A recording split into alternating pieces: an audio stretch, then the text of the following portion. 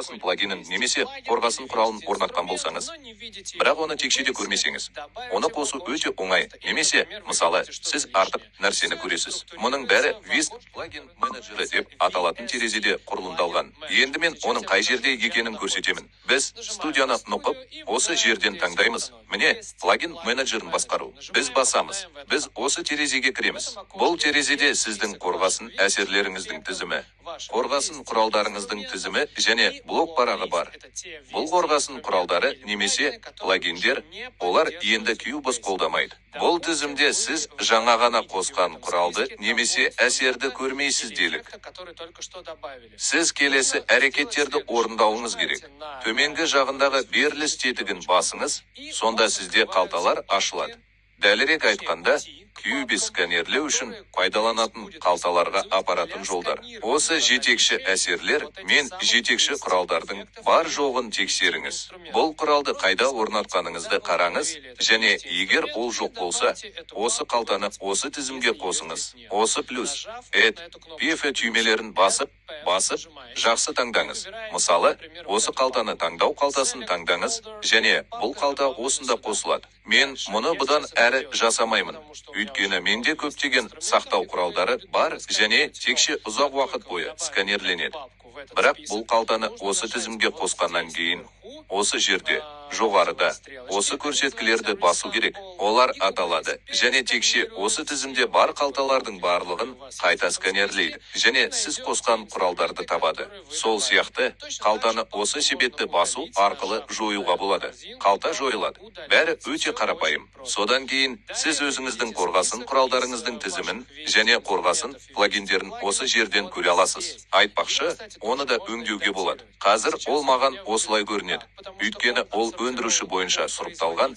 Мен қосқан кезде, мысалы, аудиотректің қандай да бір түрін қосып, кірістіру қойындысын ашып, плагиннің қандай да бір түрін қосқым келеді. Содан кейін бұл тізім маған осылай көрінеді. Мұнда ол әдепкі деп аталады.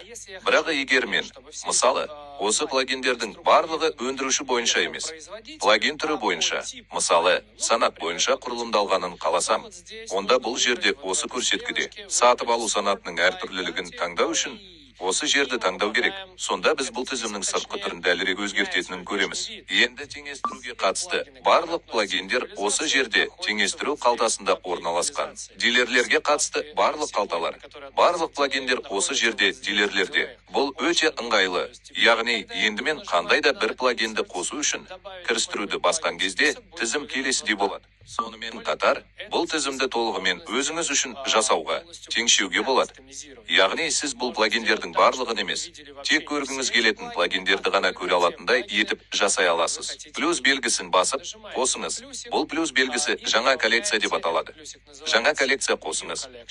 Мен мысал ретінде бос коллекцияны қосамын, және оны 1, 2, 3 деп атаймын. Осылай. Қазір мұнда бірде бір плагин жоқ. Әрі қарай не істеу керек? Осы тізімнен қажетті плагиндерді таңдап алыңыз. Сондықтан мен, мысалы, осыларды таңдап алдым да, оларды солдан оңға қарай сүйреп апардым. Айдаһар түсіру режимі. Енді бұл тізім осылай көрінеді. Және табиғи түрде бұл жерде де солай көрінеді. Мен қандай да бір плагин қосып жатырмын. Міне, бұл менің тізімім. Мұнда тағы не істеуге болады? Мысалы, сіз кейбір қалталарды қосып, тізіміңізді толығымен реттей аласыз. Қалтаны қосыңыз.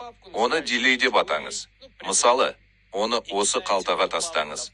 Осы құралдарды, осы плагиндерді айтайық, басқа қалтаны қосыңыз, оны атаңыз, теңестіруді айтайық, және бұл плагиндерді сол жерге тастау өте оңай.